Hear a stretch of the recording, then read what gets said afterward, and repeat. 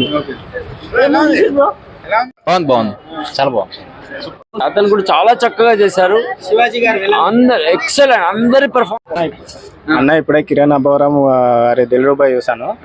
కిరణ్ అబ్బవరం గారు చెప్పినట్టు decent love story అన్న. లాస్ట్ ఇయర్ కా మూవీ తోటి హిట్ కొట్టారు. అదే at the same time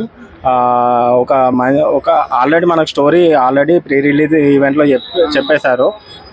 ex lover వచ్చి ప్రజెంట్ లవర్ని సెట్ చేస్తుందని. అండ్ మేజర్గా ఇందులో చెప్పుకోవాల్సింది కా సినిమాలో కంటెంట్ని చూస్తారు, దిల్రుబాలో కిరణ్ అబ్బవరంని చూస్తారని చెప్పారు. అది మాత్రం 100% ఫ్యాక్ట్.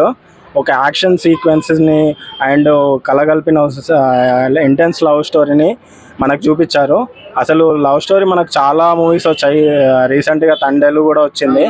సో ఆ తండేలు మూవీకి ఏమాత్రం తీసుకోకుండా ఒక యాక్షన్తో కూడిన అసలు సారీ ఎందుకు చెప్పాలి, థ్యాంక్ యూ ఎందుకు చెప్పాలి, ఒక రీజనబుల్ ఉండాలి అనే ప్రాస్పెక్టివ్ తోటి సినిమా అనేది స్టోరీ నడుస్తుందన్న.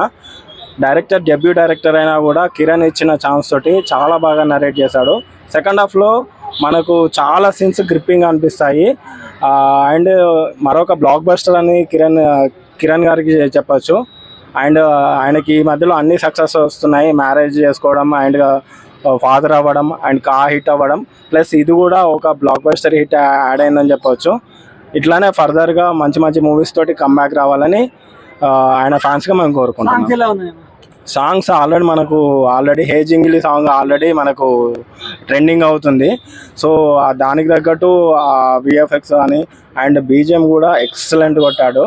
ఖచ్చితంగా మంచి మూవీ అని చెప్పవచ్చు. ఓవరాల్గా ఎలా అనిపించింది అన్న మూవీ? ఈ రేపు హోలీ కాబట్టి ఖచ్చితంగా లవర్స్ అందరూ ఎంజాయ్ చేసే మూవీ అని చెప్పచ్చు.